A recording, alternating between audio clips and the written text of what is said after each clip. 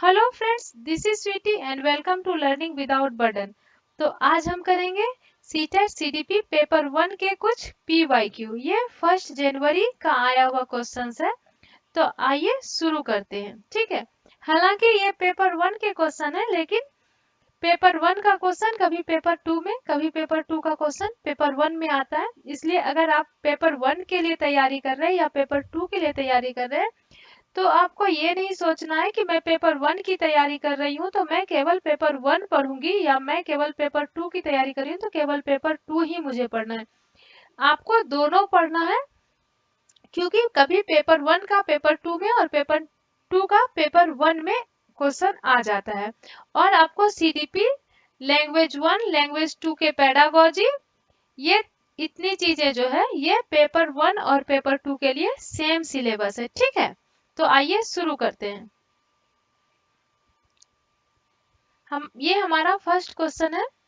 Which of the following principle suggest that different body parts develop at different rates at various stages of development.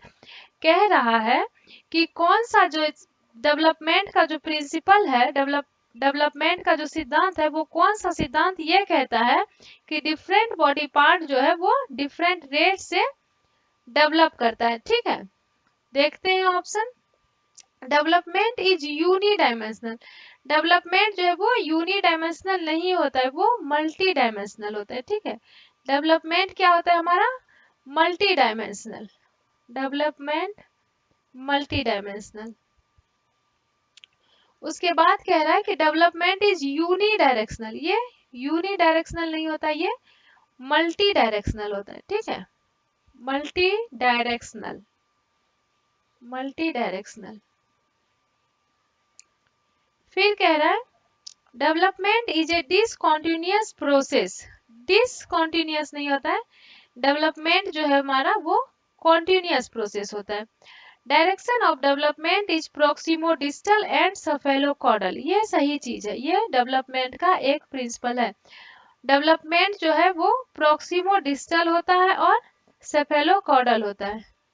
प्रोक्सिमो distal का क्या मतलब होता है? प्रोक्सिमो distal का मतलब होता है कि केंद्र से बाहर की ओर। ठीक है, पहले रीढ़ की हड्डी का विकास होगा, बाद में पैर, हाथ, पैर की उंगली, ये सब, मतलब केंद्र से बाहर की ओर। ठीक है, और सेफेलोकोडल का क्या मतलब होता है? सेफेलोकोडल का मतलब होता है सिर से पैर की ओर। ठीक है, सेफेलोकोडल का मतलब होता है सिर से पैर की ओर। तो ये दोनों हमारा डेवलपमेंट का प्रिंसिपल है, प्रोक्सिमो डिस्टल और सेफेलोकोडल। ठीक है, हिंदी में समझते हैं। निम्न में से कौन सा नियम यह सुझाव देता है कि शरीर के विभिन्न अंग विकास के विभिन्न चरणों में भिन्न भिन्न दरों से विकसित होते हैं? विकास एक आयामी होता है। विकास एक आयामी नहीं, बहुआयामी होता है।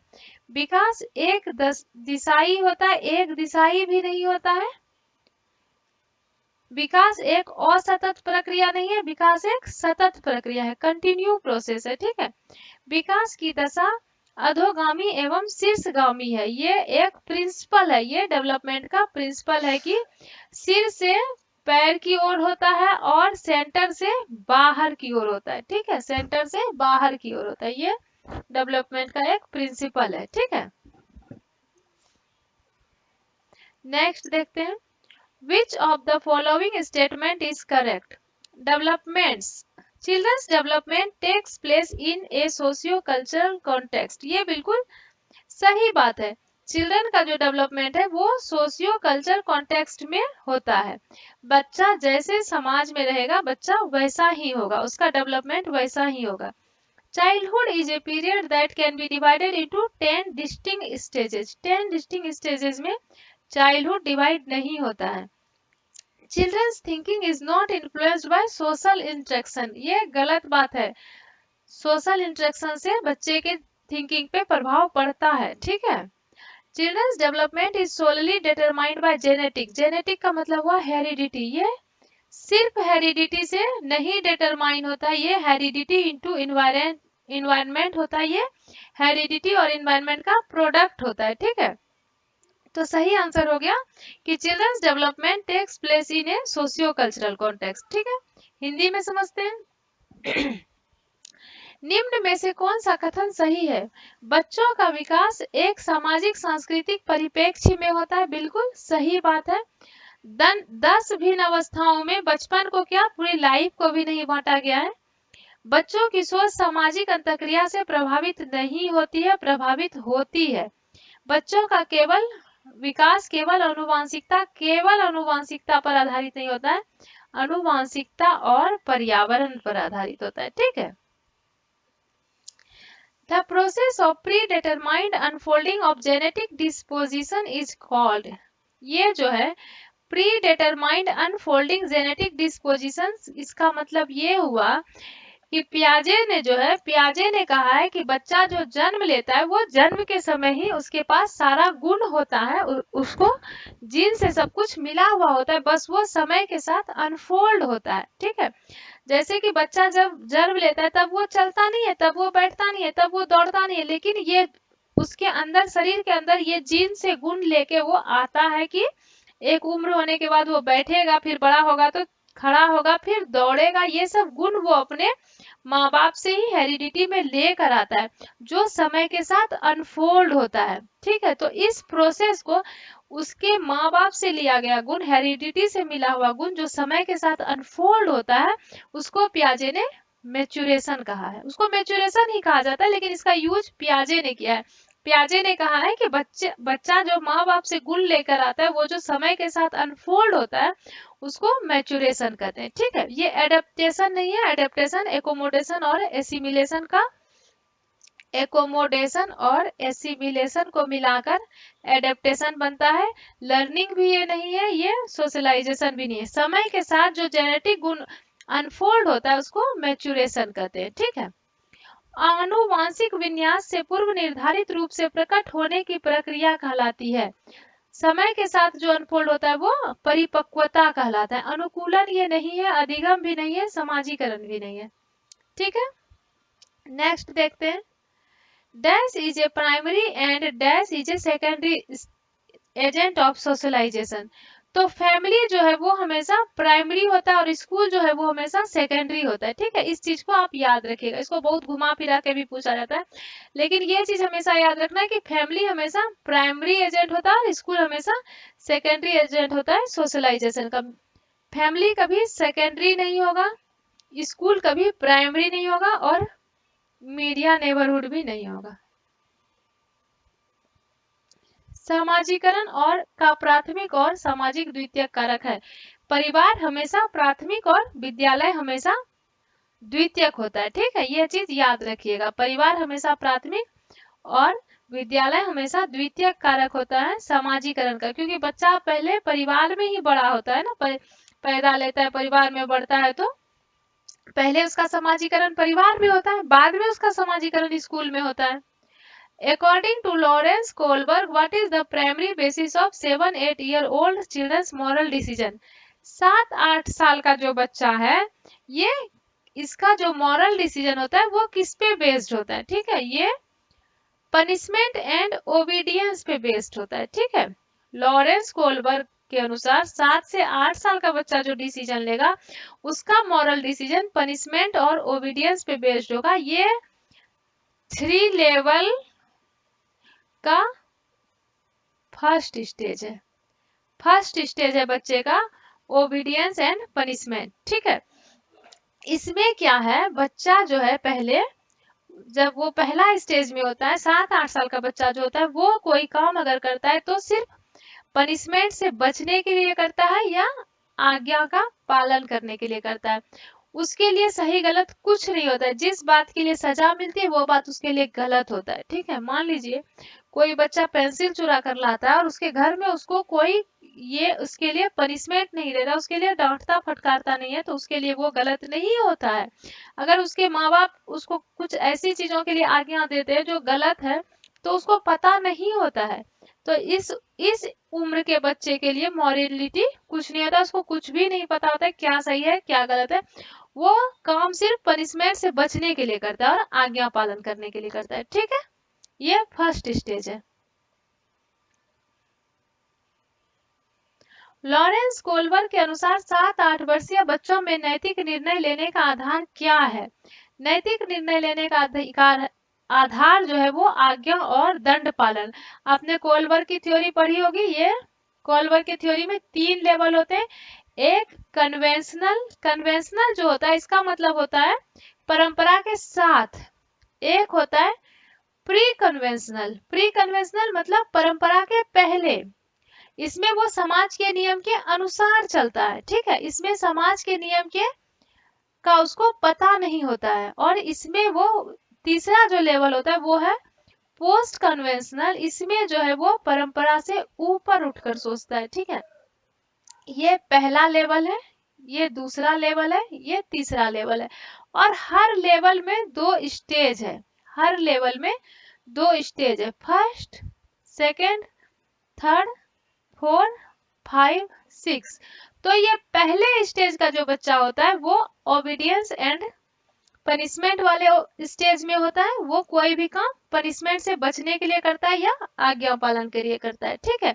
यही उसका मोरलिटी होता है। और दूसरा स्टेज जो है यहाँ बच्चा क्या होता है, यहाँ वो टिट फॉर टैट वाले स्टेज में होता है कि तुम मेरे लिए ये काम करो, मैं तुम्हारे लिए वो काम करूंगा, क्योंकि मोरलिटी अभी तक उसको समझ में नहीं आया है, ठीक है। यहाँ गुड बॉय गुड गर्ल बनने के लिए करेगा, यहाँ समाज के ऑर्डर को मेंटेन करने के लिए बनेगा।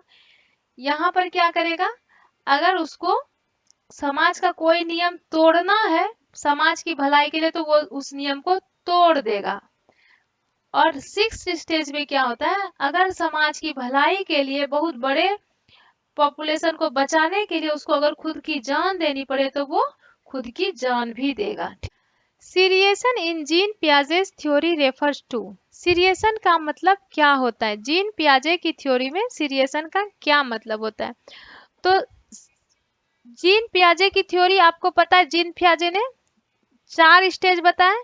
सम पीपल कांट फोकस से आपको याद रखना है। सेंसरी मोटर स्टेज जो जन्म से 2 साल होता है। प्री ऑपरेशनल जो 2 से 7 साल होता है। कॉन्क्रीट ऑपरेशनल जो 7 से 11 साल होता है। और फॉर्मल ऑपरेशनल जो 11 से अबव होता है, ठीक है। आप इसको 15 तक रख सकते हैं। अब कह रहा है कि जीन पियाजे थ्योरी के इसमें सीरिएशन का क्या मतलब है। सीरिएशन जो है ये प्री ऑपरेशनल स्टेज का जो बच्चा होता है 2 से 7 साल का बच्चा, उसके अंदर ये सीरिएशन का गुण आता है।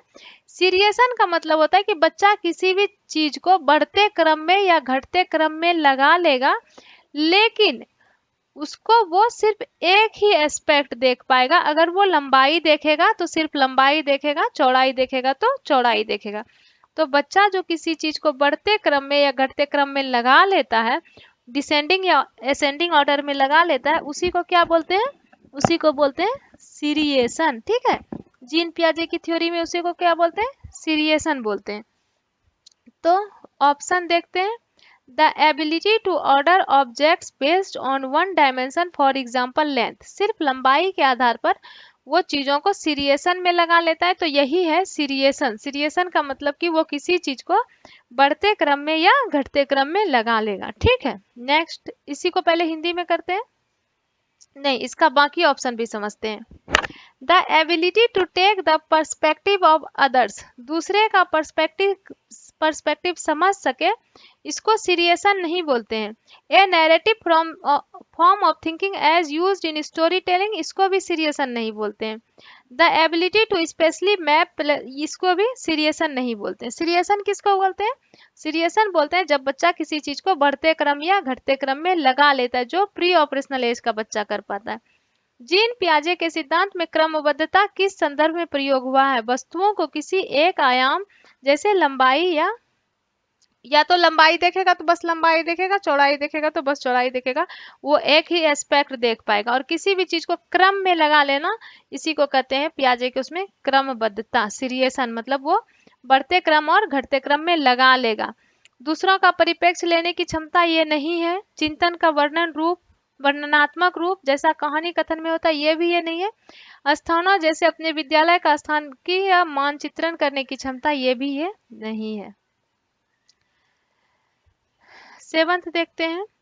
नजीमा ए 5 year old is certain that rolling out a ball of clay into a snake creates more clay according to Jean Piaget. What is the reasoning behind her thinking?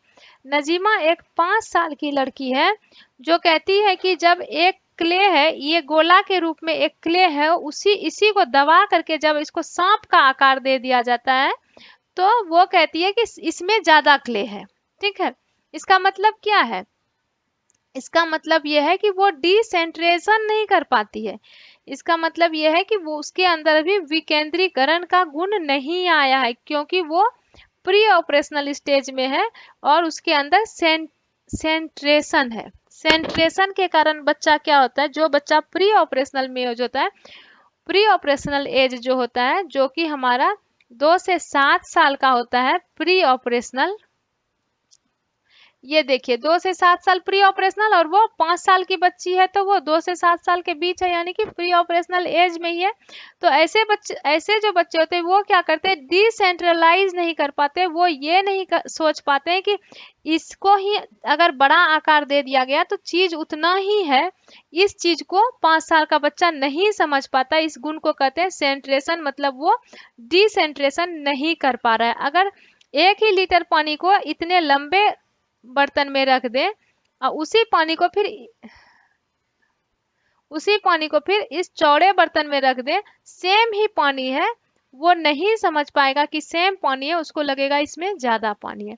तो ये इसलिए होता है क्योंकि उसके अंदर सेंट्रेशन होता है, केंद्रीकरण होता है, वो विकेंद्रीकरण नहीं कर पाता है। ठीक है, एनिमिस्टिक थिंकिंग क्या होता है, सजीव चीज निर्जीव चीज को भी वो सजीव समझ लेता है। और हाइपोथेटिक, ये भी प्री ऑपरेशनल स्टेज में होता है। हाइपोथेटिक डिडक्टिव रीजनिंग जो है, हाइपोथेटिक ये 11 साल से बाद के स्टेज में होता है। और ट्रांजिटिव इन्फ्लुएंस जो है ये गुण नहीं है, ये गुण कि वो इसको नहीं समझ पा रहा है कि सांप बन जाए या गोला रहे सेम ही रहेगा, ये चीज वो नहीं समझ पा रहा है, तो ये सेंट्रेशन का गुण है। ठीक है, हिंदी में भी कर लेते हैं। 5 वर्षीय नसीमा को यह लगता है कि चिकनी मिट्टी के गोले को यदि दबाकर एक सांप के रूप में परिवर्तित करे तो चिकनी मिट्टी बढ़ जाती है। जीन पियाजे के अनुसार इसकी सोच के पीछे केंद्रीयता है, वो विकेंद्रीकरण नहीं कर पा रहा है, वो ये नहीं समझ पा रहा है कि ये जो गोला है इसको अगर लंबा जैसा सांप में बना दिया इस क्ले को तो दोनों में क्ले सेम ही है, वो ये नहीं समझ पा रहा है। ये बड़ा लंबाई देख के उसको लग रहा है कि ये इसमें ज्यादा क्ले है। इसको सेंट्रेशन कहते हैं, केंद्रीयकरण कहते हैं। जब वो ऑपरेशनल स्टेज में जाता है तब उसमें डिसेंट्रेशन का गुण आ जाता है, वो समझ जाता है कि ये गोला रहे या सांप बन जाए ये सेम ही रहेगा। ठीक है, जीववाद नहीं है, ये परिकल्पित भी नहीं है और संक्रामक परिणाम निकालना भी ये नहीं है। नेक्स्ट देखते हैं। लेव Vygotsky offered A theory of cognitive development along the principle of. लेव वाइगोत्स्की का जो प्रिंसिपल है वो सिर्फ 3 चीज पे ही निर्भर है, सोशल, लैंग्वेज और कल्चर। ये 3 ऑप्शन जहां मिल जाए वही लेव वाइगोत्स्की। ठीक है, तो लेव वाइगोत्स्की का जो cognitive development along the principle of, उसका प्रिंसिपल जो है वो सोशल कंस्ट्रक्टिविस्ट पे है। ठीक है, बिहेवियरिज्म नहीं है, साइको एनालिसिस भी नहीं है और यूनिवर्सलिज्म भी नहीं। जहां लेव वाइगोत्स्की वहां सोशल। ठीक है, सोशल, लैंग्वेज, कल्चर लेव वाइगोत्स्की के थ्योरी में यही है। लेव वाइगोत्स्की के संज्ञानात्मक विकास का सिद्धांत सामाजिक संरचना पर आधारित है, व्यवहारवाद बेंड्यूरा की थ्योरी है। नेक्स्ट क्वेश्चन देखते हैं। Which of the following is the term used by Lev Vygotsky to describe child's act of speaking to herself? लेव वाइगोत्स्की के अनुसार बच्चा जो खुद से बात करता है उसको लेव वाइगोत्स्की ने प्राइवेट स्पीच कहा है, कि बच्चा अपने आप से बात करके अपने आप को रेगुलेट करता है कि नहीं मुझे ये नहीं करना, मुझे ये करना, ये यहाँ नहीं, ये ऐसे होगा, ये इस तरह से रखना है, उस तरह से नहीं रखना है। वो अपने आप से जो बोल बोल के बात करता है उसको लेव वाइगोत्स्की प्राइवेट स्पीच कहते हैं। पियाजे इसी स्पीच को इगोसेंट्रिज्म कहते हैं। स्कैप होल्डिंग तो वाइगोत्स्की जो सपोर्ट की बात करते हैं मोर नॉलेजेबल पर्सन के द्वारा। और टॉक अलाउड, बच्चा खुद से जोर जोर से खुद से बात करता है उसी को कहते हैं प्राइवेट स्पीच। ठीक है। लेव वाइगोत्स्की ने बच्चे के स्वयं के संवाद करने की क्रिया के लिए किस शब्द का प्रयोग किया है? निजी संवाद। बच्चा जो खुद से बोल बोल कर बात करता है उसको लेव वाइगोत्स्की ने क्या कहा है? निजी संवाद कहा है। ठीक है। नेक्स्ट क्वेश्चन देखते हैं। Which of the following characterizes a progressive classroom? Progressive classroom किसको कहा जाता है? ठीक है। प्रोग्रेसिव क्लासरूम की क्या विशेषता है? फोकस ऑन ड्रिल नहीं, प्रोग्रेसिव क्लासरूम इसकी बात नहीं करेगा। Ability based fixed segregation, segregation जहां आ गया, सेग्रीगेशन गलत है, सही क्या है? Flexibility, flexibility. ठीक है। सेग्रेशन जहां आ गया वो गलत है, फ्लेक्सिबिलिटी होना चाहिए। कोलेबोरेटिव लर्निंग जहां हुआ, जहां बच्चा सहयोग करके सीखेगा, वो सबसे बेस्ट ऑप्शन है।